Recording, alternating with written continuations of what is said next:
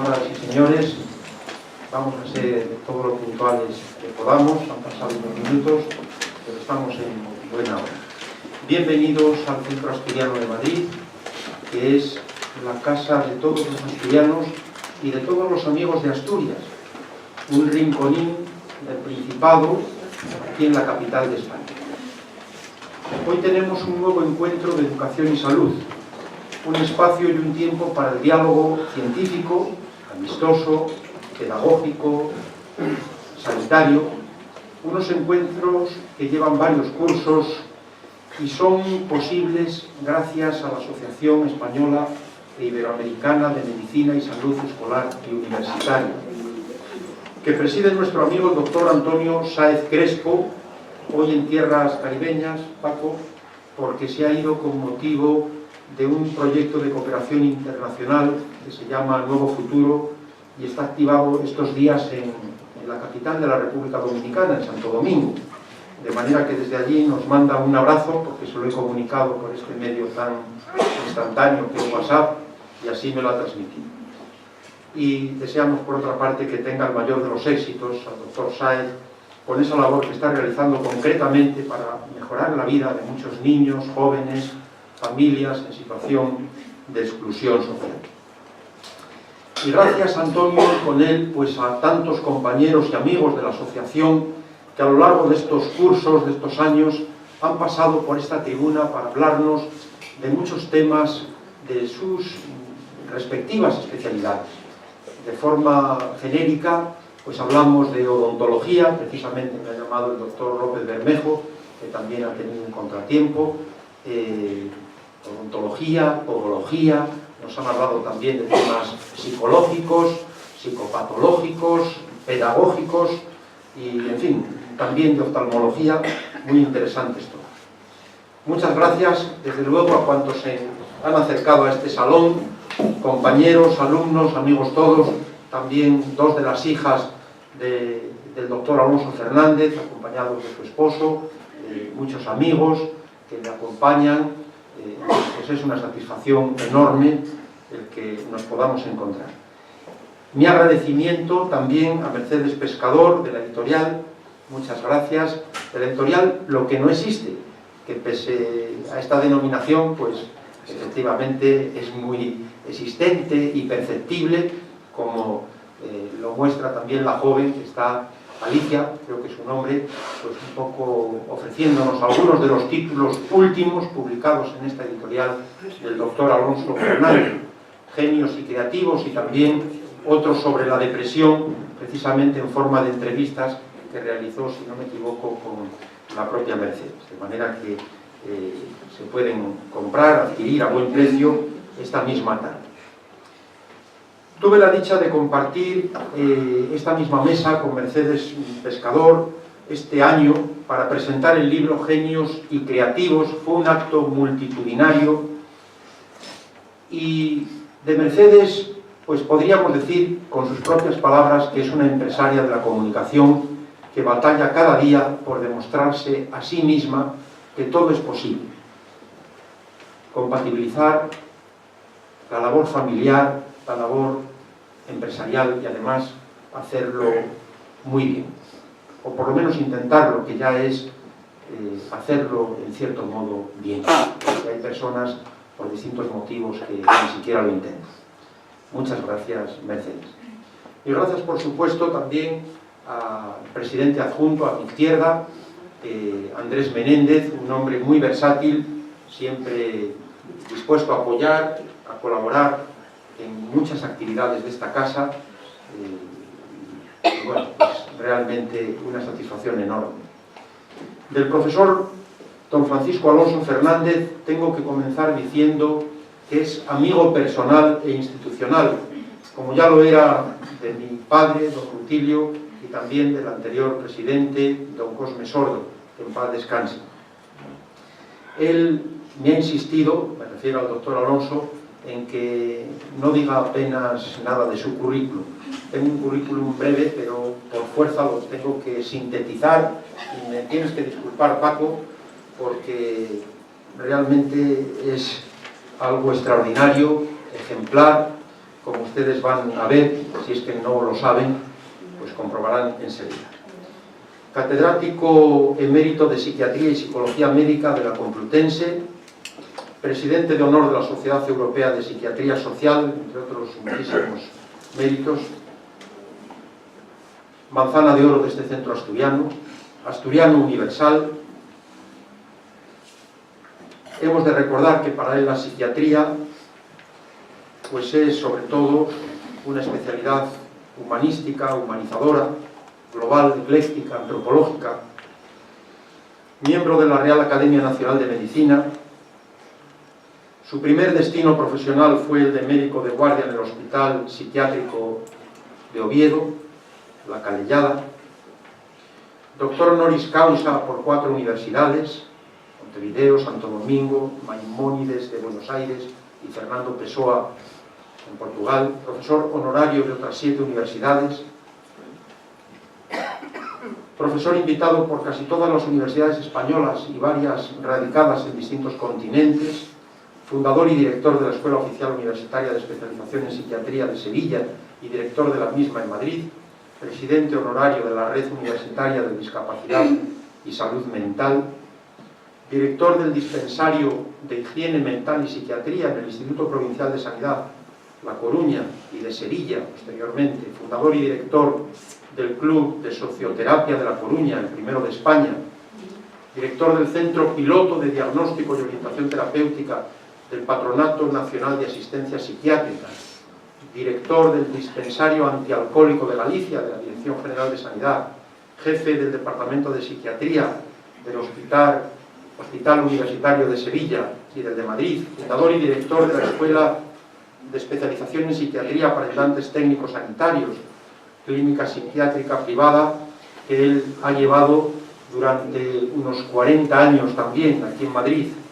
Académico del Instituto Mexicano de Cultura, académico correspondiente de la Real Academia de Bellas Artes de San Fernando, también de la Real Academia de Medicina de Perú, académico correspondiente honorífico de la Real Academia de Medicina de Andalucía, colegiado de honor por muchos colegios médicos de España y también del extranjero, por ejemplo, de Jalisco, en México, miembro presidente de honor de sociedades científicas de psiquiatría o de ciencias afines de 15 países europeos o americanos, Premio Nacional de Medicina Pedro María Rubio, medalla de plata de la Cruz Roja Española, Asturiano del Año, Premio a la Investigación en Psiquiatría por el Instituto Superior de Estudios Sanitarios de Roma, miembro honorario de la Sociedad Americana de Psiquiatras Hispánicos, caballero de la Gran Cruz de la Orden del Gran Almirante, medalla de oro de Sofidrogalcol, presidente de honor de la Sociedad de Psiquiatría de América Latina,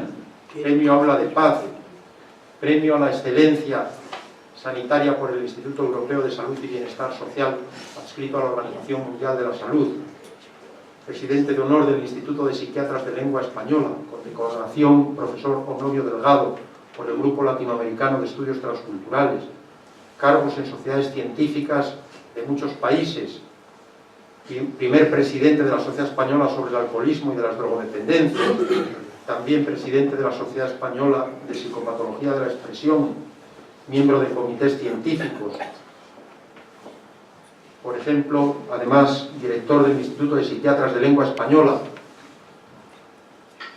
director y fundador de la revista Psicopatología, que estuvo unas cuantas décadas en congresos internacionales, cientos de conferencias y ponencias y muchas también congresos nacionales, miembro del Consejo Editorial de 74 revistas científicas, director de la versión española de la Enciclopedia de Psicología y Pedagogía, que son 7 tomos, cerca de 500 trabajos científicos en revistas de distintos países, capítulos de libros, 54 libros, que se dice pronto, entre los que figuran un tratado en psiquiatría escrito en exclusiva y un manual de psicología, además de una serie de monografías científicas y algunos ensayos, en cuyo conjunto pueden destacarse títulos como Fundamentos de la Psiquiatría Actual, Fanáticos Terroristas, El Enigma Goya, Psicopatología del Trabajo, Las Otras Drogas, El Talento Creador, Las 4 Dimensiones del Enfermo Depresivo, Historia Personal de la Monja Teresa de Jesús, Manual de Psicohistoria, estos son más recientes, Don Quijote, el poder, el delirio, la depresión, todas las respuestas para entenderla y superarla, o el citado, que es el último, Genios y Creativos. En la parte humanística de su obra sobresalen los estudios sobre Beethoven, Chopin, el padre Feijó, Juana la Loca, Carlos V, Felipe II, Felipe V, Goya, Kafka, Larra, San Juan de la Cruz, también estudios sobre la pícara Justina, sobre la que nos dio una conferencia extraordinaria hace unos años con motivo de la entrega del título de Asturiano Universal, título que entonces se entregaba conjuntamente por las casas de Asturias y centros asturianos de Alcobendas, de Tres Cantos, de Alcalá de Henares, de Toledo, que ha desaparecido, y el de Madrid, sobre Hemingway, sobre Don Quijote, Santa Teresa y Ramón y Cajal. Y como colofón, su obra poligráfica incluye varias aportaciones originales, entre las que destacan las siguientes: la nueva concepción del fenómeno alucinatorio y de la vivencia del doble y los tipos de la depresión paranoide psicopatológica, el ocaso de la historia, determinado por la transformación a la que está asistiendo el ser humano en nuestros días, el modelo tetradimensional de la depresión, un modelo original del doctor Alonso Fernández, la personalidad prealcohólica, los tipos de alcohólicos, la forma pseudopsicopática del trastorno bipolar, la transformación transhistórica del neurótico, el trabajo como marcador de salud mental o bien como adicción, las alteraciones de la temporalidad y la espacialidad, el perfil de los Austrias españoles, de Felipe V y de Teresa de Jesús, semblanzas de Don Quijote y Sancho y de Don Juan Tenorio. Estos son temas de psicoliteratura interesantísimos. La personalidad de Goya y el arte depresivo, vivencias del estigmatizado religioso sobre el ámbito de la psicomística y el moderno maltrato machista de la mujer, que tiene más que ver con la conferencia que hoy va a pronunciar el doctor Alonso Fernández, entendido precisamente como el síndrome de Otelo, un acto que se organiza igualmente con ocasión del Día Internacional para la Eliminación de la Violencia contra la Mujer, que es oficialmente el 25 de noviembre, pasado mañana. Pero además tenemos que agradecer enormemente el esfuerzo de venir hoy al doctor Alonso Fernández, porque, bueno, ha tenido un pequeño contratiempo, una caída. Muchas gracias, Paco, la verdad es que no tenías ni que haber venido. Quiero decir que con que nos hubieses llamado, pues está más que justificado, en fin, pues el que no hubieras podido venir, ¿no? De manera que te agradecemos enormemente.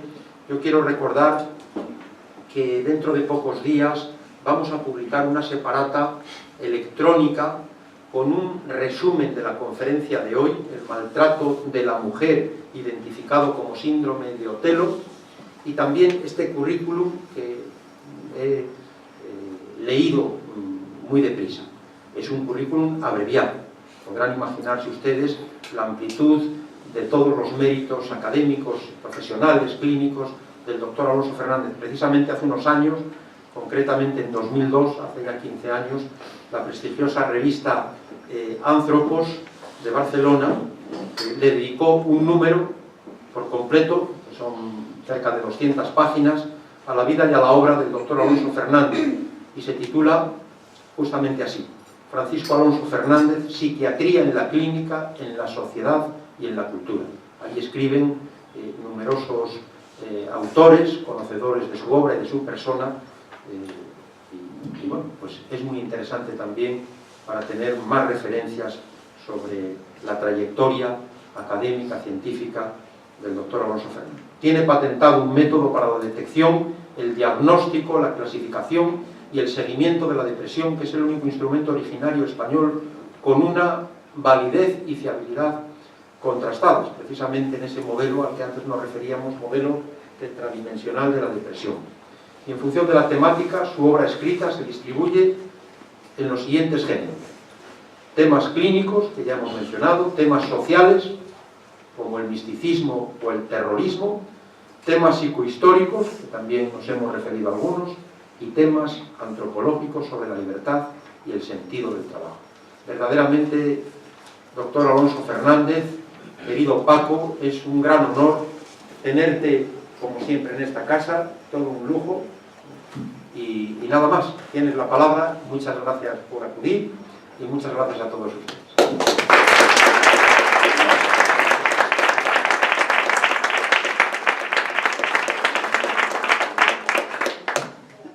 Buenas tardes a todos. Efectivamente, tengo que expresar mi agradecimiento al Centro Asturiano, sobre todo a su presidente, pero también a las personas que colaboran con él. Por ejemplo, Cristina, bueno, y varias de las colaboradoras, y agradecer asimismo la presencia al vicepresidente del centro, Andrés Menéndez. Yo a los dos quisiera expresar mi agradecimiento más profundo, y creo que el Centro Asturiano está de enhorabuena por tener un presidente como lo tiene. Yo creo que todos los que conocen a Valentín Martínez Otero pues saben su entrega al centro y su entrega al trabajo. De manera que realmente yo siento que estoy de enhorabuena en ese sentido con tener un centro presidido por él, en donde se me acoge con toda amabilidad, y realmente quisiera expresarle el deseo de que permanezca en la presidencia del centro muchos años, no solo para bien de él, sino para bien del centro asturiano, del propio centro asturiano. Bueno, y Andrés Menéndez, también le agradezco mucho su presencia, ¿eh, Andrés? Bueno, yo quisiera hacer ahora una propuesta que puede llamar la atención. Y es que este salón, que se llama Salón Príncipe de Asturias, esto es una propuesta seria, ¿eh? Para que lo transmitan a la Junta Directiva y todo. Se debería llamar Salón Princesa de Asturias. Tenemos que ir, los asturianos siempre vamos a la actualidad, de manera que no debemos dejarnos avasallar por los acontecimientos. No tenemos que permanecer inmóviles ante el cambio de nombres, ante el progreso de la cultura, de la sociedad, lo que sea. Bueno, progreso algunas veces es un progreso hacia adelante y otras veces es un progreso hacia atrás. Porque la cultura se mueve en todas las direcciones. Bueno, yo voy a hablar sobre el maltrato de la mujer tipo Otelo. El maltrato de la mujer que acontece en los últimos 45 años es un fenómeno nuevo, un fenómeno emergente que acontece sobre todo en los países latinoamericanos. Yo pienso que en general se le viene dando al fenómeno un trato casi jurídico penal.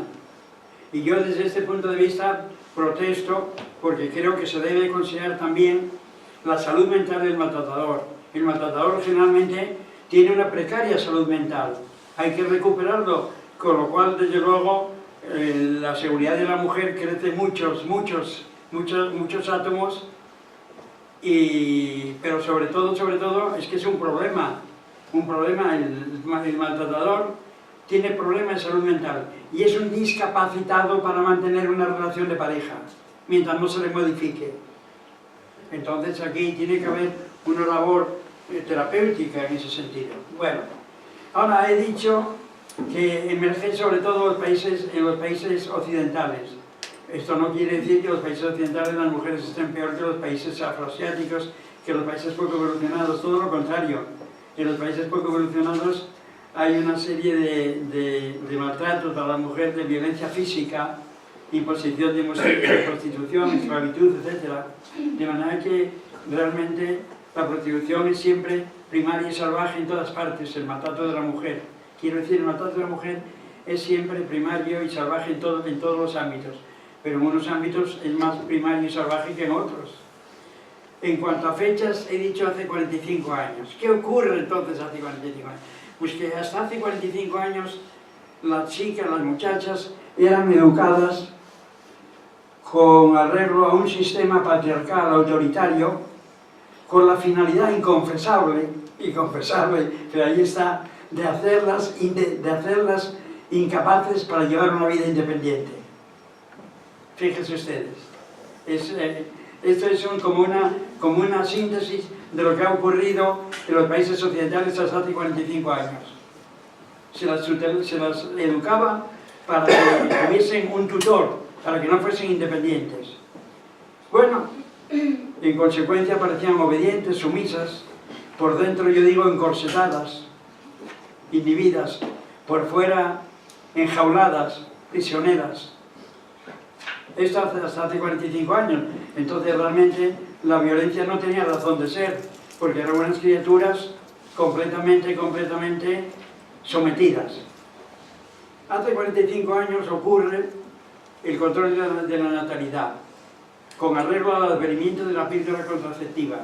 Y entonces la mujer se incorpora a los estudios universitarios, se incorpora al trabajo libre, al trabajo extradoméstico, y la mujer cambia.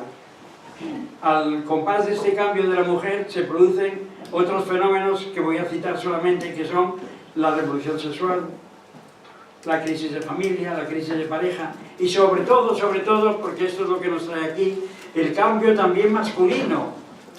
Cambia el hombre, y se acostumbra ya a tratar con la mujer como su pareja, como su compañera. Deja de ser su sometida. Pero resulta que este cambio del hombre no es un cambio universal de toda la población. Es un cambio que se extiende al casi, diríamos, al 90% de la población. Pero hay un 10% que persevera en su postura de posesión de la mujer como si fuera un objeto. Y entonces no solo se radicaliza en esto, sino que se instrumentaliza con elementos destructores. No hay que olvidar que todo esto ocurre hace 45 años, en la década de los 70, y que el siglo XX ha sido el siglo de la barbarie. No hay peor siglo en la historia de la humanidad que el siglo XX. Es enorme lo que se ha vivido en el siglo XX. Las barbaridades que se han vivido en el siglo de la barbarie, está muy bien. Y entonces esta postura pues, se toma en el contexto todavía del siglo de la barbarie. Y entonces estos son los maltratadores, los que tienen problemas de salud mental. Pues bien, pero a este maltrato de estos maltratadores modernos se le ha llamado violencia de género. Violencia de género es un insulto para el sentido común, porque no tiene expresión semántica. Realmente el significado de la violencia de género, de lo que se llama violencia de género, es 3 elementos. El agresor masculino, la víctima femenina y una relación de pareja o despareja entre ambos. Pues ninguno de estos elementos está presente en la violencia de género de una manera específica. Hay un vacío semántico horrible, pero hay una confusión conceptual. La prueba está en que muchos autores en trabajos científicos vienen empleando algunas veces violencia de género y otras violencia conyugal, violencia doméstica, etc. Hay, por lo tanto, un problema terminológico y un problema conceptual.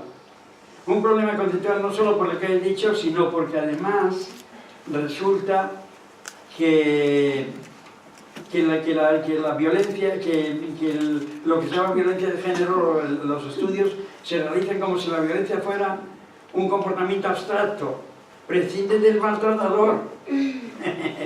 La violencia de género prescinde del maltratador, se trata de la violencia contra la mujer, pero prescinden de estudiar al maltratador. Esto es asombroso. Bueno, en la Real Academia tuvimos ocasión de debatir estas ideas en el Congreso de los Diputados, donde asistieron los diputados de las secciones sanitarias de los dos congresos, del Congreso de Diputados y del Congreso de Senadores. Pero yo creo que no entendieron nada, estaban muy cansados. Aquel día estaban muy cansados y no, porque es que realmente se tiene que dar un vuelco al problema. El vuelco al problema se da con el nombre síndrome de Otelo. Síndrome de Otelo ya expresa por de pronto agresor masculino, víctima femenina y relación de pareja entre ambos, porque Otelo mató a su mujer. Es un concepto también preciso, también, pero sobre todo, es que sitúa el problema del maltratador, el síndrome de Otelo, como el tema central. Lo sitúa el estado del maltratador como en la cresta de la ola, en el ojo del huracán. Es lo que primeramente tenemos que estudiar, lo que más tenemos que estudiar, después de haber protegido a la mujer maltratada, por supuesto, es tratar al maltratador, comprenderlo. Comprenderlo no significa reconocer sus desmanes ni aceptarlos, es completamente distinto. Comprender por qué el maltratador se hace maltratador. Esto lo vamos hoy a especificar aquí. yo creo que, bueno, que por de pronto, podemos poner sí, ¿está la lámina? Sí. No, la otra, por favor. Bueno, aquí tenemos una lámina que corresponde a un pintor, Muñoz de Gren, en el año 1881, de ascendencia francesa y especializado en pintura de pasajes literarios. Y aquí tenemos a Otelo, que acaba de matar, el psicópata. Otelo era un psicópata. Por eso también hablar del síndrome de Otelo y decir el maltratador es un Otelo de moderno, un Otelo reciente, no le gusta a nadie ser un Otelo. Pero está muy bien porque es un Otelo, el maltratador es un Otelo auténtico. Y el personaje de Otelo corresponde a una obra del gran escritor Shakespeare, que se publicó en el año 1613, 2 años antes. Se escribió en el año 1713, 2 años antes de la publicación del primer tomo del Quijote en el año 1715. Y la tragedia de Otelo es una de las obras escénicas de Shakespeare más celebradas y aceptadas como más brillantes. A mi juicio, se rivaliza con Romeo y Julieta y con Hamlet, pero realmente es una obra verdaderamente admirable. Entonces, vamos a interrogar aquí porque vamos a poner un paréntesis. Yo he dicho ya que no existió siempre la violencia machista contra la mujer tipo Otelo, se produjo desde hace 45 años. Pero antes, ¿qué ocurría? Antes ocurrían otras formas de machismo. Y una forma de machismo que era la sumisión de la mujer como si fuera una criatura enjaulada, ya lo he dicho. Pero aparte de eso, todavía había un maltrato de la mujer en formas especiales. ¿Y saben ustedes cuál es la que yo he seleccionado como maltrato de la mujer, precursor del maltrato machista de la mujer tipo Otelo de hoy? El maltrato de Juan Tenorio, que podemos poner en la obra. Sí, esta es la portada de un libro de Zorrilla, que realmente todos los escritores han puesto su carta a cómo era Juan Tenorio, pero resulta que los que han tenido más acierto han sido los españoles. Han sido primero Tirso de Molina, que rompió filas, Tirso de Molina, y luego José Zorrilla.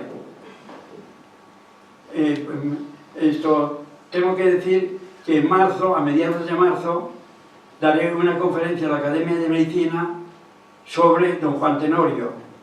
Las personas que quieran que se les invite a esto pueden dejar avisos con su nombre, sus apellidos, su dirección y su email a Isabel, ¿no? Alicia, perdón. Bueno, pero hoy no vamos a pasar por alto, porque yo lo pongo por precursor. Yo lo pongo por precursor porque don Juan Tenorio abusaba de doña Inés. Doña Inés era una de esas mujeres antiguas, sumisa, obediente, enjaulada,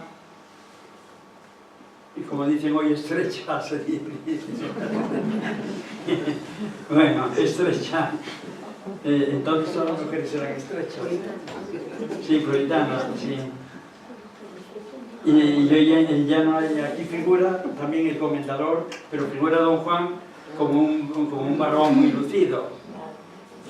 Y se ha discutido mucho por qué don Juan se presenta a sí mismo como un maltratador. ¿Saben ustedes cómo se presenta don Juan Tenorio? Les voy a leer. El mayor gusto que en mí puede haber es burlar a una mujer y dejarla sin honor. Es decir, que él se complacía en burlar a la mujer, era un maltratador de la burla. Hoy los maltratos son de la violencia, pero en otro tiempo era el maltrato de la burla.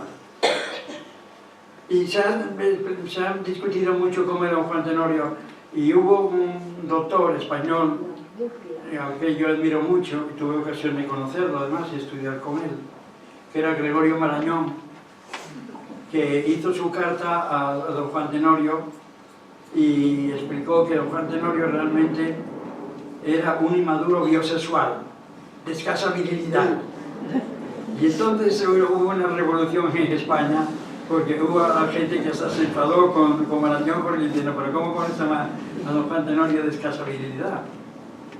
Bueno, lo cierto es que vamos a ver cómo incluso el pintor Elías Salaverría, el pintor Elías Salaverría, pintó a don Juan, a la imagen de don Juan, según el perfil descrito por Marañón. Y entonces le dio un perfil afeminado. Marañón dice, si yo no lo he puesto afeminado, tiene un tufillo de afeminado este cuadro, esto, bueno, es decir, que Marañón fue malentendido, fue muy criticado, incluso una ironía se decía por todas partes, tienes que andar con cuidado, don Gregorio. ¿Y por qué tengo que andar con cuidado? Porque ha resucitado Juan Tenorio, viene con un puñal en la mano y anda buscando al médico que le describió como de escasa virilidad. Bueno, pero ya vamos a decir esto con suficiente de que el maltrato de la mujer por la burla, el escarnio, el deshonor tipo Juan Tenorio ha dejado paso al maltrato machista de la mujer por la violencia tipo Otelo. Y en este maltrato de la violencia tipo Otelo, el resorte fundamental que funciona como detonante, como la matriz de todo lo que va a ocurrir, son los celos eróticos. Los celos eróticos son muy diversos, pueden tener justificación en la realidad, pueden ser completamente independientes, puede ser un delirio es una convicción que no tiene sentido con la realidad y que no se deja vencer por el razonamiento ni por las refutaciones lógicas, el delirio de infidelidad. Delirio de infidelidad que, como vemos, no se funda en un comportamiento real de la mujer, pero puede ocurrir que coincida con un comportamiento de la mujer infiel. Y por eso no deja de ser un delirio. Eso hay que tenerlo en cuenta. Pero en fin, para eso están los técnicos, la diferencia. Porque si tuviéramos que basarnos en la convicción de los datos de la realidad para afrontar los trastornos del enfermo, entonces mejor sería llamar a un policía que a un psiquiatra, a un detective, que investigase las circunstancias y los datos del comportamiento. Bueno, pero los celos de los maltratadores actuales son muy particulares. Son en primer lugar celos machistas de posesión. Me pertenece, no puede ser de otro, y si quiere ir con otro la mato porque es mía. Esto lo vemos todos los días. Son celos de posesión. Además, celos mucho más sexuales, de contenido sexual, que de contenido emocional. Los celos se distribuyen entre emocionales y sexuales, son muy poco platónicos. Y luego son un detonante explosivo, porque van acompañados de una gran agresividad. Una agresividad algunas veces defensiva, para defenderse contra el aislamiento, contra la soledad, y otras veces expresiva de odio. Otelo decía, después de haberla matado, 9 años seguidos hubiera querido seguir matándola. Y ya la pobre Desdémona estaba completamente muerta. Pero hay otra cualidad que es característica de todos los celos, incluso de los celos normales, que es la ocultación. La palabra celare viene de ocultar, y el celoso los oculta los celos por amor propio, por vergüenza, por orgullo, por lo que sea. De manera que es un fenómeno oculto, que hay que saber buscarlo. Pero realmente es la matriz, en los celos, la matriz del moderno maltrato machista. Pero ¿por qué? ¿Cuáles son los factores determinantes de que un hombre se convierta en maltratador? Podemos perfiliar el perfil del maltratador, ya como describirlo. Yo tengo cinco series. Exactamente. Tengo 5 series, pero vamos a ir diciéndolo antes. Yo hablo de factores de riesgo. Y el riesgo es tanto mayor cuanto el factor presente sea más intenso y cuantos más factores de riesgo estén presentes. Lo cual quiere decir que el maltratador no obedece a un factor específico, a un factor constante, siempre el mismo. Se distribuye entre 5 modalidades y cada una de las modalidades todavía está sujeta a diversas variantes. Bueno, el primero es los maltratados. Los maltratados en su infancia, escolar, preescolar, adolescente, tienden a convertirse en maltratadores. Es el maltrato intergeneracional, el maltrato que se transmite de una generación a otra. Y generalmente, bueno, no solo ya los maltratados personalmente, sino también los que presencian escenas de violencia y de maltrato en su casa, sobre todo maltrato a su madre. Entonces tenemos que, en cambio, las niñas maltratadas o las niñas que presentan escenas de violencia en casa tienen generalmente otra trayectoria existencial. Es curioso. Una trayectoria existencial, los mismos factores originan una respuesta muy diferente a los niños y las niñas. Entonces, en los niños, generalmente, por eso se dice que una de las intervenciones precoces de prevención primaria, que luego diremos 2 palabritas, que es la intervención sobre los maltratados para impedir por un método de educación escolar que se conviertan en maltratadores. Bueno, luego tenemos la situación vital distresante, que puede ser situación vital en su casa, distresante, porque no hay un ajustamiento sexual o emocional con la mujer, problemas de los hijos, renta baja, o problemas en el trabajo, el distrés ocupacional crónico, también problemas, sobre todo la falta de empleo, la inestabilidad en el empleo. Todos esos factores distresantes influyen mucho en producir en el individuo, en el sujeto, una sobrecarga emocional que con facilidad canaliza en forma de violencia contra la mujer. Luego tenemos la violencia, el 70%, bueno, es que en este apartado tenemos que tener en cuenta que incorporamos dos grupos muy distintos. El grupo machista y el grupo de violentos inespecíficos. Los violentos inespecíficos, que son violentos en todo momento y en toda situación, ocupan solo el 25% de los maltratadores. El 75% de los maltratadores están muy bien integrados en la sociedad. Son lobos con piel de oveja, son maltratadores ocultos. No son violentos nada más que contra la mujer o en su casa. Bueno, luego tenemos ya los consumidores de alcohol y drogas. Aunque sea el consumo de poca cantidad de drogas, las drogas se saltan muchas veces los factores emocionales o los impulsos. Y esto conduce hacia un incremento de la agresividad. Muchas personas con pequeñas dosis de drogas incluso ya cambian y se vuelven violentas. Tenemos, por ejemplo, las anfetaminas y la cocaína, que entre sus factores primarios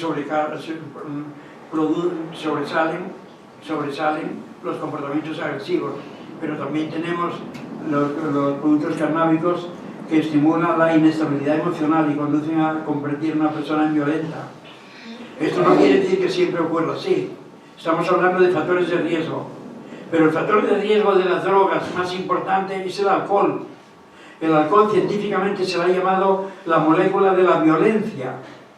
Es el factor químico, el alcohol etílico es el factor químico externo al organismo que más violencia produce. Y es porque conduce al individuo a impulsos, a descargar una actividad motora regida por las emociones y no bien controlada, no bien autocontrolada. Incluso se puede decir que personas, yo les tengo que hacer una confesión. Yo el acercamiento a este problema lo he realizado por consultas de mujeres que me van a ver y que entonces a partir de ellas digo, bueno, la etiología, eso tiene una determinación de agresividad, de violencia, entonces bueno, yo voy a tratar entonces a tu marido también, pero independientemente, porque eso sí, el tratamiento tiene que ser independiente. Y he encontrado, por ejemplo, que uno de los factores de riesgo que más continuamente estaba presente y tal, eran pequeños consumos de alcohol, pero que con pequeño consumo de alcohol hay personas que cambian de conducta. Hablaré sobre todo del alcohol todavía en el apartado siguiente. En el quinto apartado, que es el siguiente, pues tenemos ya trastornos psíquicos. Y dentro de los trastornos psíquicos, vamos a ver, un cuarto de hora, ¿no? 10 minutos. Dentro de los factores psicopatológicos que determinan la conversión de un hombre en maltratador, pues sobresale, por ejemplo, la hiperactividad con déficit de atención, que es un trastorno de la infancia y de la adolescencia, pero que muchas veces se prolonga en la vida adulta en forma de impulsividad. Y luego tenemos personalidad, la personalidad psicopática, la personalidad de poca inspiración empática, de poca inspiración moral, impulsiva, un poco. Otelo era un psicópata que sufría además de ataques epilépticos, pero realmente era un psicópata. Tenía comportamientos de violencia anteriores y realmente tenía una biografía un poco inmersa, un poco en algunos actos brutales. De manera que realmente Otelo era un modelo de psicópata. Tenemos también la psicopatía, la personalidad narcisista. Y dentro de la personalidad narcisista son más importantes como maltratadores los que tienen autoestima baja, los narcisistas con autoestima baja, que los narcisistas arrogantes con autoestima alta. Esto no quiere decir que los narcisistas arrogantes con autoestima alta también puedan convertirse en maltratadores, pero que con más facilidad se convierten en maltratadores los narcisistas con autoestima baja. Y luego, indudablemente, los hipertímicos porque tienen una exaltación de impulsividad y de vida emocional. Y hay un ejemplo de personalidad hipertímica que conocen todos ustedes a través de la prensa, que es nuestro admirado presidente de los Estados Unidos, Donald Trump. Es un hipertímico, que no se controla, que tiene una vida emocional muy grande, unos impulsos que cambian mucho de unos días a otros, etc., porque tiene una personalidad hipertímica. Los psiquiatras norteamericanos se inclinaban por catalogarlo de personalidad narcisista. A mí me parece que no es narcisista, que lo que es hipertímico, que es distinto. Bueno, luego tenemos formas de depresión especiales que contribuyen. El depresivo por lo general sufre mucho y hace sufrir por el comportamiento suyo, pero no hace sufrir por elementos de maltrato. Pero hay formas de depresión especiales que se diagnostican muy poco como depresiones, que son la depresión disfórica, en donde los momentos de mal humor llevan a descargas de maltrato, o la depresión paranoide, en la cual está incrustada en la desconfianza, y la desconfianza entonces también se proyecta sobre la mujer y se convierte con facilidad en un delirio de incredulidad. Y luego pues hay otros, por ejemplo, los hipertímicos, es decir, el trastorno del espectro bipolar, sobre todo el trastorno del espectro bipolar, quiero decir. Y el trastorno del espectro bipolar, yo recogeré aquí el primer trabajo científico que yo hice, publicado en una revista luso-española, que es que era la forma de los hipomaníacos pseudopsicópatas. El hipomaníaco es una persona que tiene un comportamiento inestable, excitado, violento, etc. Es un trastorno bipolar. Y entonces, cuando se hace prolongado, pues parece como si fuera un psicópata. Y yo lo describí como forma pseudopsicopática, basándome además en que con el tratamiento yo había conseguido modificar a varias personas que estaban catalogadas como inmodificables porque eran psicópatas. Entonces esto es el trastorno hipomaníaco pseudopsicopático. Muy importante. Bueno, y luego pasamos ya finalmente pasamos a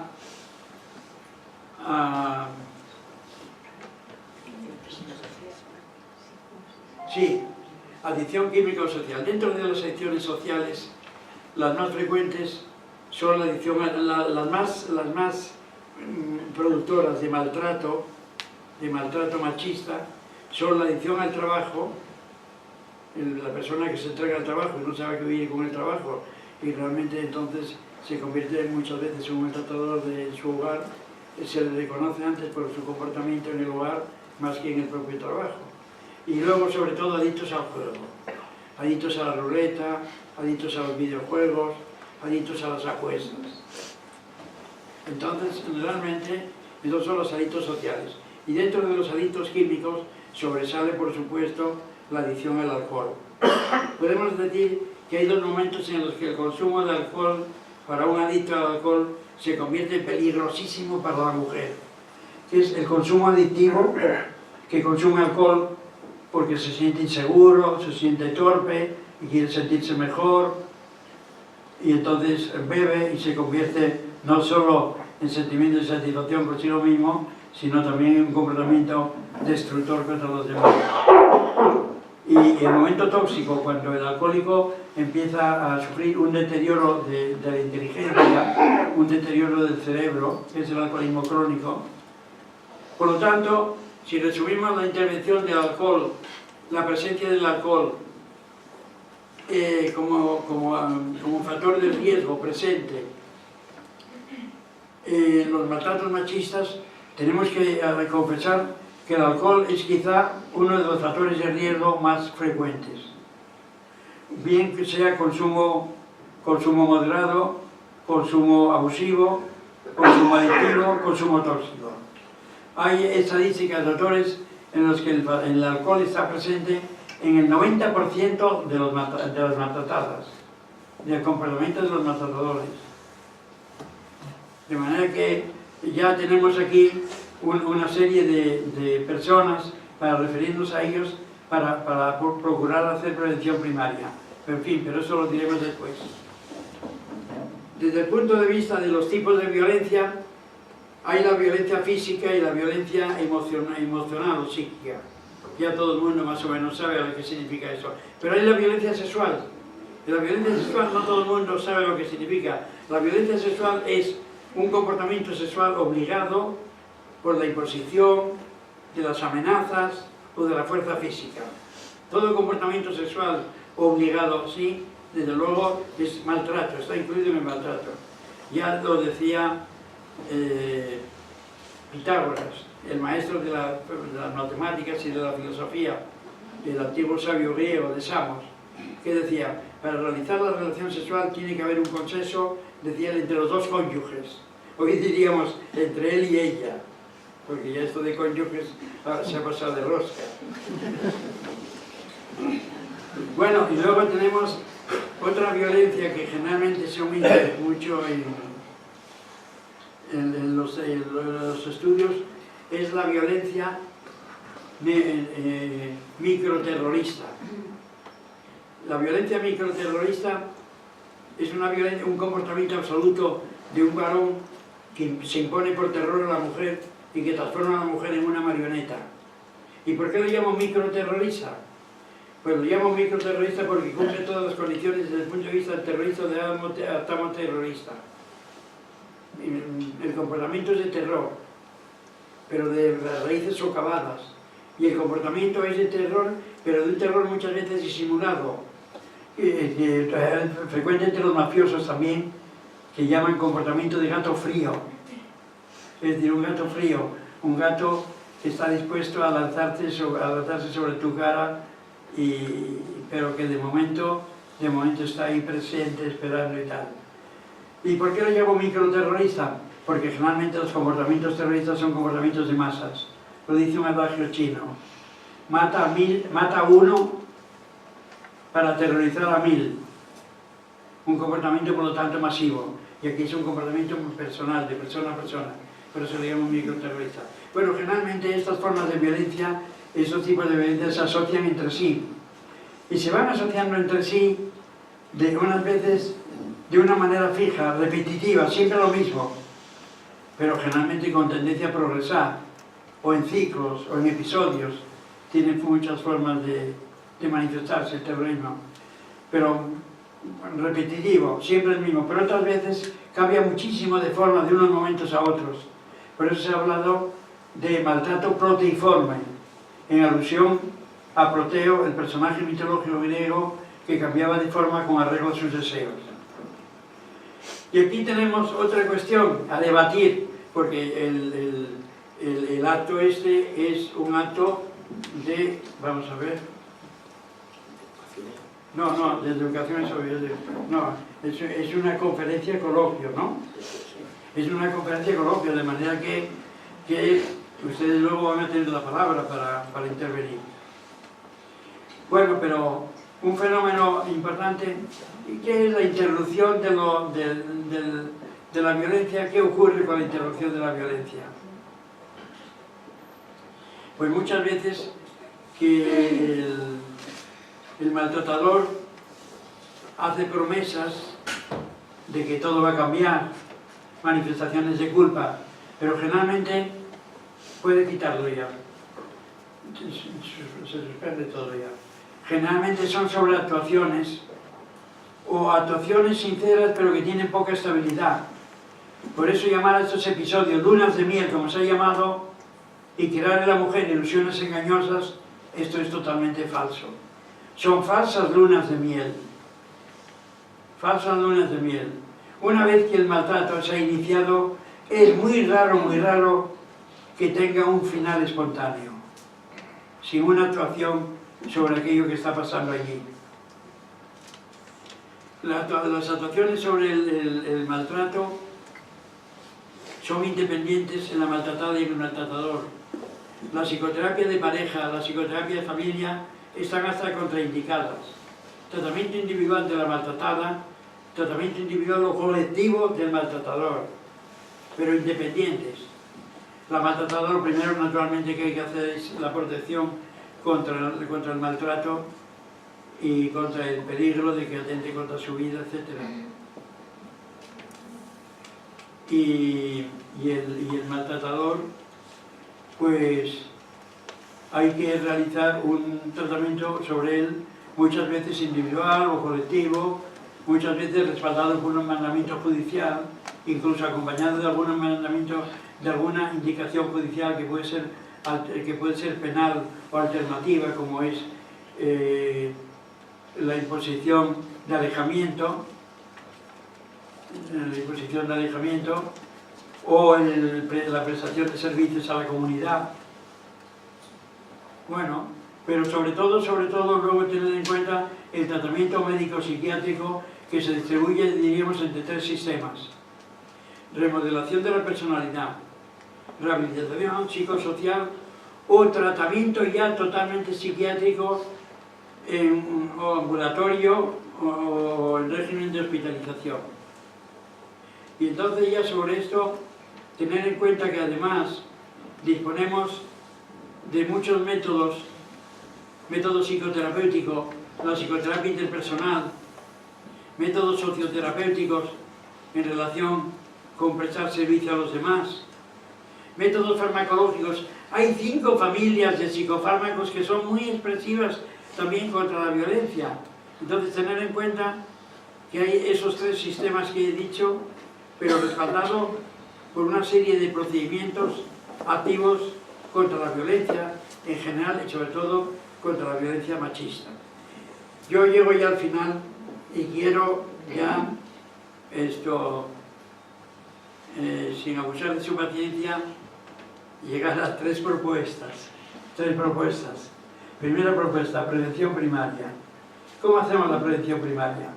Pues lo hacemos en primer lugar con intervenciones sobre los maltratados, los violentos, los machistas y los consumidores de drogas.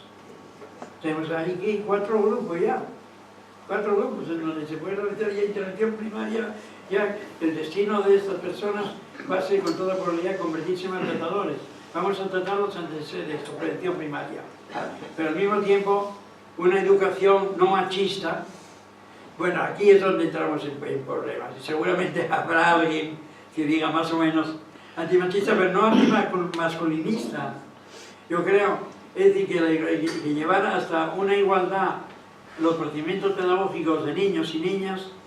Yo creo que hay aquí matices que habría que discutir y diferenciar con mucho sentido. pero que no se puede decir el igualitarismo por encima de todo. Pues no se puede presentar las transexuales o los transgéneros, que son niños que quieren ser niñas o al revés. Y ahora resulta que se descubre que hay algunos que no quieren ser ni niños ni niñas. Pero hay otros que todavía no han penetrado en el ámbito público, pero que yo anticipo que quieren ser al mismo tiempo niño y niña. Entonces tenemos aquí una serie de problemas que hay que tratar individualmente, pero que no pueden tratarse a tabla rasa. Y luego procedimientos de expansión sobre el problema, más o menos como el que aquí hemos realizado. Eso tiene carácter de una prevención primaria contra la violencia machista en contra de la mujer. Luego tenemos, en segundo lugar, aumentar las peticiones de avisos de la mujer a la policía, al juez, de petición de ayuda, de soporte en los servicios sociales, en los servicios médicos. Es asombroso que más del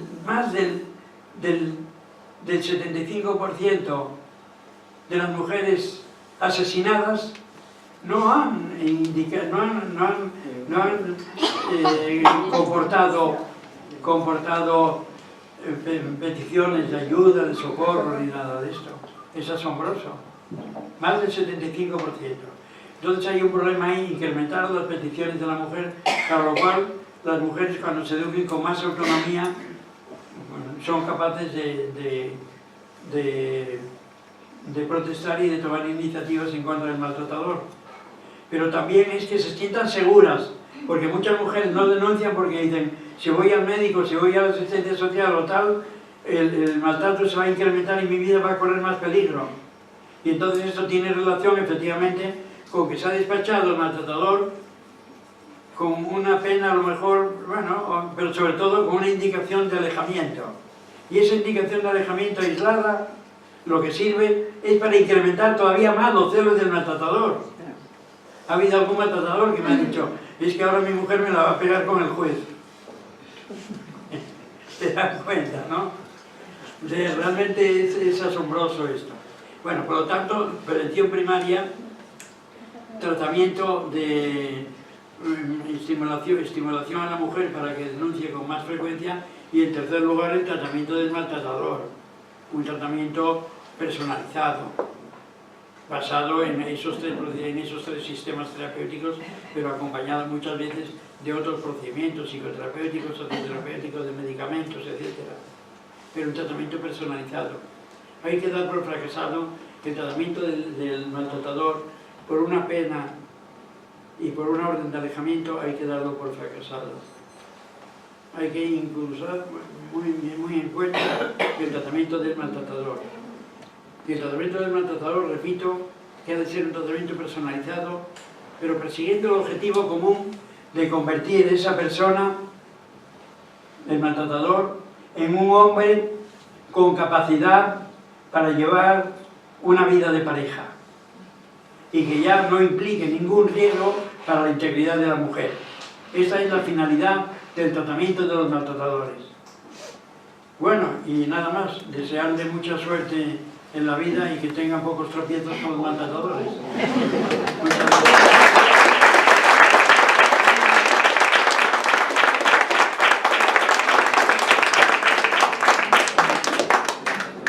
Muchas gracias, doctor Alonso Fernández. Paco, enhorabuena por esta conferencia magistral que realmente nos ha presentado causas,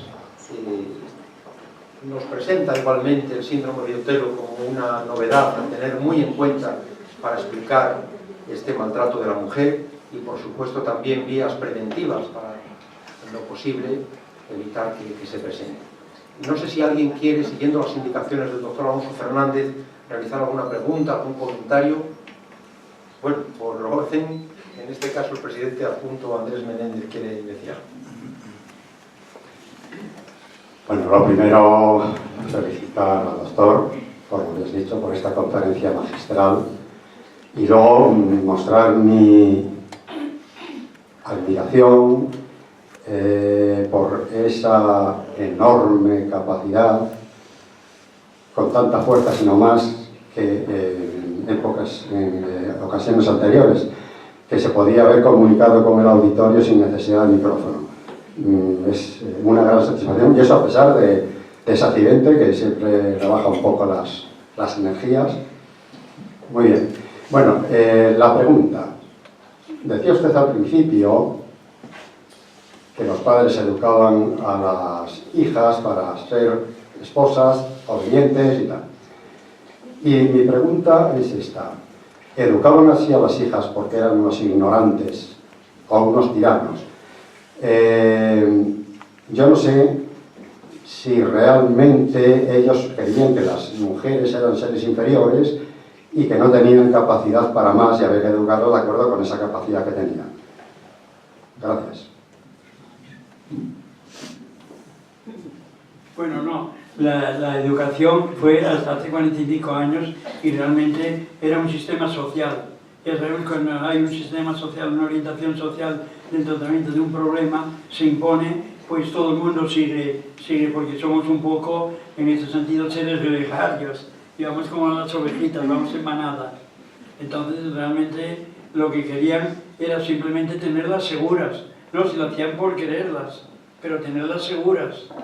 Para asegurarlas había que tutelarlas, porque se les consideraba independiente, se les consideraba con incapacidad de llevar una vida independiente. Cuando la mujer empezó a trabajar todavía, claro que la mayoría de ustedes no conoció, bueno, realmente encontraba muchos inconvenientes, incluso algún trabajo de secretaria lo tenían que realizar a escondidas, como si fuese una falta grave. Entonces, realmente, lo que ha ocurrido, pues es que se impuso durante mucho tiempo ese sistema de mujer sumisa, de llegar a una mujer sumisa, de modelar con la educación una mujer sumisa, obediente, como he dicho,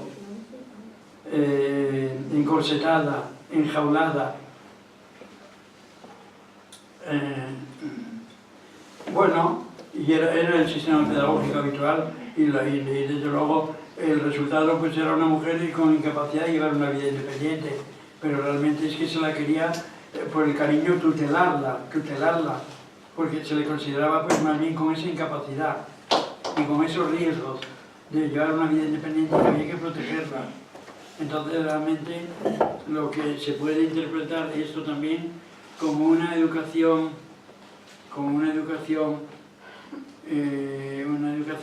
familiar muy sobrecargada de afecto, pero al mismo tiempo muy prisionera de la familia. Pero esto no implica la falta de cariño, implica que el cariño se canalizaba de esa manera hasta hace 45 años. No sé si Andrés quedó contento. Muchas gracias. Sí, quería esta señora, me parece... Adelante, luego Mercedes. Bueno, aquí tengo. Adelante. Buenas tardes. Bueno, yo no soy asturiana. ¿No? Bueno, creo que se me oirá. Yo no soy asturiana, pero quiero mucho Asturias y al profesor Alonso Fernández le tengo mucha admiración, mucho respeto desde hace muchos años y hoy ha sido una satisfacción oírlo una vez más con este tema que es tan importante. Yo soy también médico, soy además profesora de medicina legal y forense. Él ha dicho que este problema empieza judicializándose cuando hay denuncias y actúa la justicia, pero él ha dado una conferencia importantísima porque ha señalado muchos aspectos que son fundamentales para que desde la medicina y desde la sociedad se pueda conocer mejor el problema y se pueda erradicar, se pueda contrarrestar en sus efectos que son tan graves.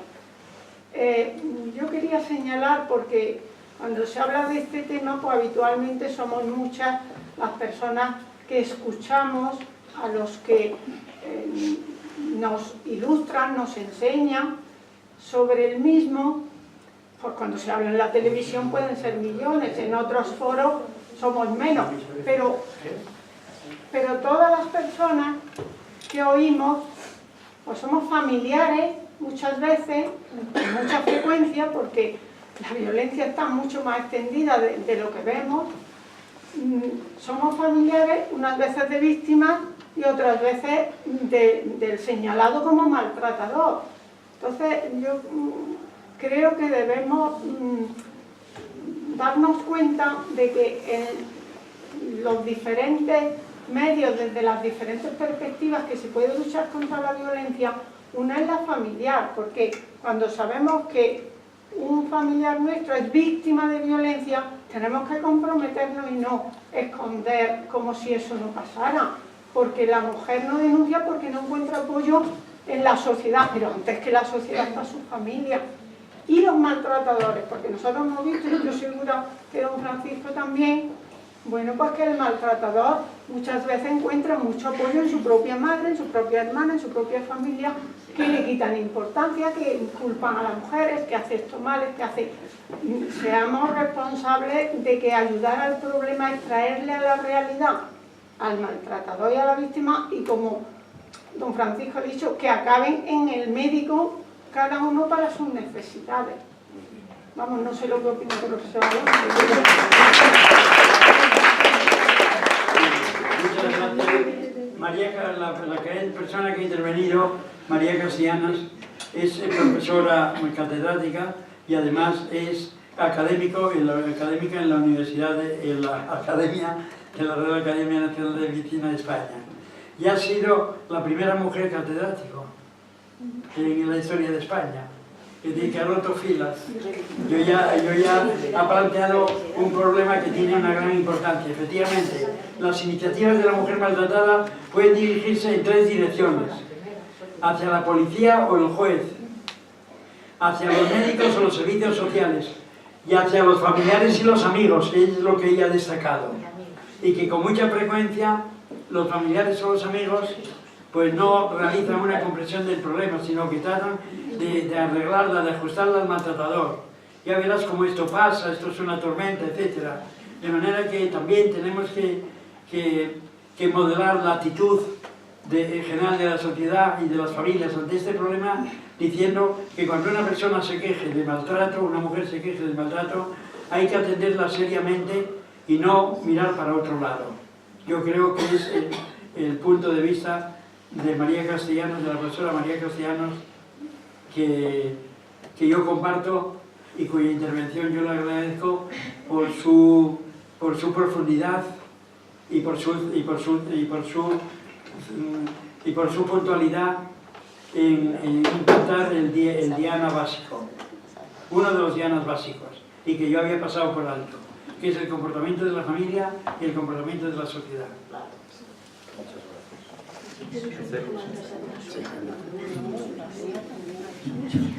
Qué interesante cuanto a sabiduría y qué bien expresado ese conocimiento.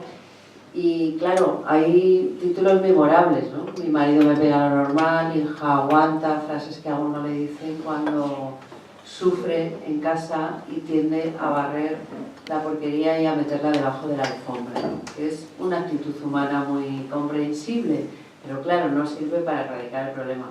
Felicidades, amigo, autor, maravilloso hombre, no solo por el conocimiento, sino por el entendimiento de los sentimientos. Es algo que a veces no se sabe explicar. Pasa que me pregunto, en la tele nos lanzan campañas cada 2 por 3 contrarias a lo que estás diciendo tú. Hija, denuncia, este es el teléfono, tal. Y claro, es totalmente contrario a lo que estás diciendo aquí. Aquí hay que estar diciendo, el maltratador necesita tratamiento, el maltratador no conviene meterlo a la cárcel. La mayor parte de las que denuncian a veces también acaban muertas, porque dicen, todavía incrementa más los celos. Entonces, es que se está haciendo muy mal. Lo que se está haciendo muy mal. ¿Cómo harías usted una campaña de comunicación para que en la tele, la lanzar un mensaje adecuado, un mensaje oportuno. Bueno, creo que me he expresado muy mal, porque yo no he dicho que, por ejemplo, que estén libres los maltratadores de medidas penales. Pero digo que hoy simplemente es una medida penal y nada más. Y que puede ser, la medida penal puede ser incluso de encarcelamiento. Yo en ese sentido creo que hay una metodología jurídico-penal o alternativa en forma de servicios a la sociedad que tenemos que respetar, y el juez puede ser un perfecto colaborador. Yo lo que digo es que el maltratador no recibe una atención suficiente para convertirse en una personalidad, en una persona capaz de llevar una vida ajustada con los demás. Entonces a mí me parece que las campañas de la televisión me parecen muy bien, que aparezcan en los teléfonos naturalmente y todo esto es estupendo. Pero resulta que luego hay muchas mujeres que no hacen caso de estas cosas, sino que se detienen por miedo a llevar una vida independiente, por miedo al maltratador, etcétera, etcétera. Pero yo creo que estoy de acuerdo, yo lo que pasa es que estoy de acuerdo con la orientación general, Mercedes, pero que creo que hay que complementarla con una vertiente que no se complementa, que está casi totalmente omitida, que es el tratamiento del maltratador. Pero yo en lo demás estoy de acuerdo. ¿Cómo voy yo a rectificar a un juez que castigue en prisión al maltratador? Bueno, habrá muchos pues que sean castigados en prisión y otros no, pero a unos y a otros, tanto a unos como a otros, pues un tratamiento desde el punto de vista de la salud mental. Muchas gracias, Ani. Finalmente, bueno, hay dos jóvenes, yo creo que es estupendo también escucharlos. Adelante, por este orden, creo que estamos. Bueno, yo soy Irene, tengo 22 años y soy estudiante de quinto de Medicina en la Universidad Autónoma y vengo aquí con mi abuela, que ha sido psiquiatra también, y yo quería hacer una pregunta en relación a la población joven. Ahora que hay más educación en igualdad, en feminismo, más visibilización de la violencia de género, ¿por qué está aumentando tanto en adolescentes la violencia del control? Ha mencionado usted al principio de la conferencia lo rápido del WhatsApp, que hay muchísimos casos de dónde estás, con quién te estás viendo, respóndeme ya, enséñame tu contraseña, en plan... porque además esto está pasando en menores, y usted dice que tenemos que atajar también la psicopatología del maltratador. ¿Qué podemos hacer en eso? ¿Qué está fallando en la educación para que ahora chicas tan jóvenes que tienen muchos más recursos también caigan en relaciones tan tóxicas?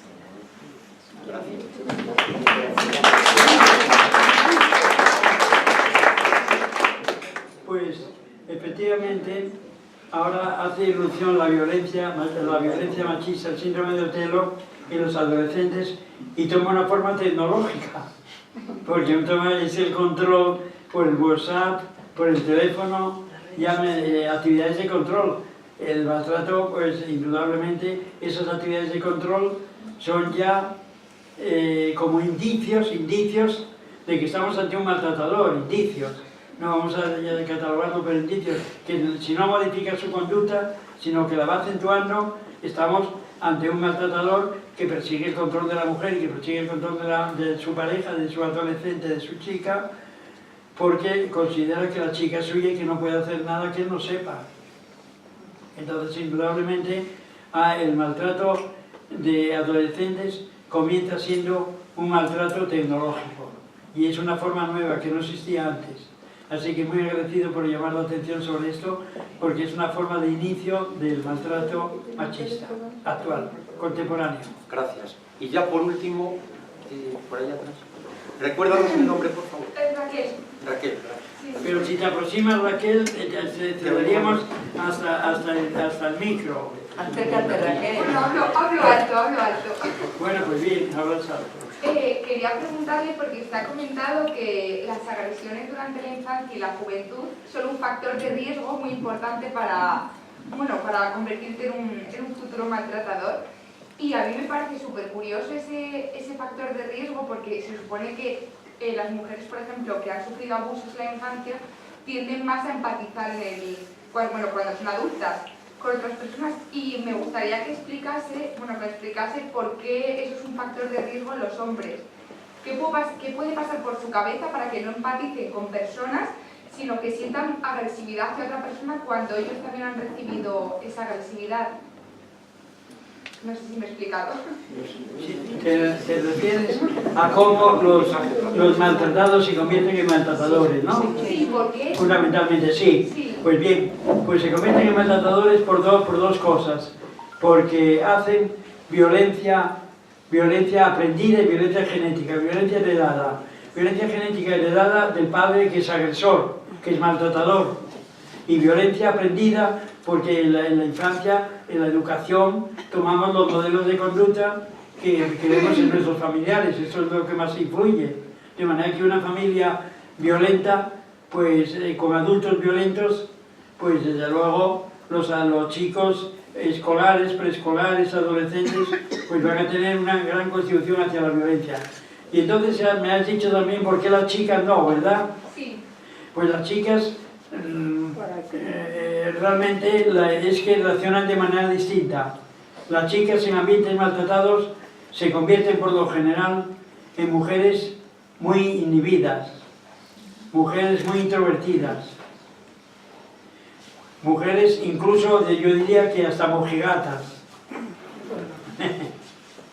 Entonces hay un cambio total, lo cual no quiere decir que hay algunas chicas que se vuelvan violentas en un ambiente violento y que algunos chicos se conviertan en timoratos por un ambiente violento, pero por lo general esta reacción de chicos y chicas al ambiente de violencia familiar, a un padre violento y autoritario, es diferente. Esto es una realidad. Ahora, ¿por qué? Pues tenemos que buscar la razón en que la personalidad masculina y la personalidad femenina pues a lo mejor tienen distintas inclinaciones. A lo mejor. Gracias. Y bueno, reflejo de la expectación que genera tu conferencia son las múltiples intervenciones. La señora es la última en intervenir y por supuesto el doctor en responder. Muy breve. Muy breve. A mí me gustaría saber qué porcentaje de maltratadores se regeneran mediante el tratamiento. ¿Qué porcentaje de éxito tienen los tratamientos? Bueno, los tratamientos de los maltratadores. Yo ya he dicho que yo no puedo prestar una estadística porque yo me he introducido en el problema en la consulta privada. Y entonces esto, pues muchas veces, claro, la asistencia es médico-legal, es judicial, que los abogados de una parte te tienen que nombrar perito, etc. Son actuaciones periciales. Pero tengo que decirle, con relación al porcentaje de los que se recuperan, que es un porcentaje apreciable, pero que generalmente el mayor, diríamos que el mayor factor que se contrapone a un éxito favorable, a un resultado de éxito, es el abandono. Pero que los abandonos, cuando se realizan esos tratamientos con mandamiento judicial, tratamientos médicos con mandamiento judicial, son mucho menores. Lo que sí tengo experiencia, por ejemplo, es tratar alcohólicos con mandamiento judicial. Cuando empezamos en España a tratar el alcoholismo, bueno, que se nos decía, bueno, que parecía que claro, el alcohol era la píldora nacional. La píldora nacional. Tuvimos que luchar mucho. Que si el cura, por ejemplo, era alcohólico y tenía que decir misa y cómo iba a decir, pues no podía beber, entonces había un problema. Los problemas de tráfico que los atribuíamos al consumo de alcohol y drogas y que generalmente no se tenía en cuenta. No se tenía en cuenta. No, a ver, esto... Bueno, bueno, los porcentajes. Yo no le puedo dar porcentajes, por supuesto, pero tengo que decir que son porcentajes muy apreciables y respaldados muchas veces, puesto que el mayor contratiempo es el abandono, respaldados por un mandamiento judicial. Y es muy importante saber que estos enfermos que empiezan, o estos maltratadores que inician un tratamiento obligatorio, porque otras veces puede ser voluntario, se obtienen los mismos resultados favorables que en los tratamientos voluntarios. Pues Pues muchas gracias, doctor Alonso Fernández. Les recuerdo que dentro de unos días, probablemente ya la semana que viene, en nuestra página web estará la separata, resumen, también precedida del currículum.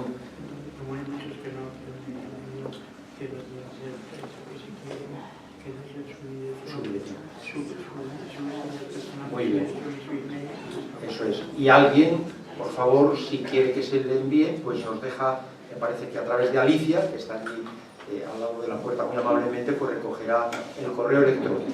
Por otra parte, bueno, pues muchas gracias, Paco. La verdad que ha sido extraordinario, más aún por este motivo del accidente.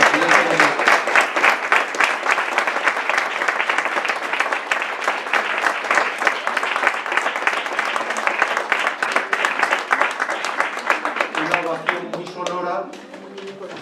Muchas gracias. Se extiende también a Mercedes Pescador, a Andrés y a todos los presentes.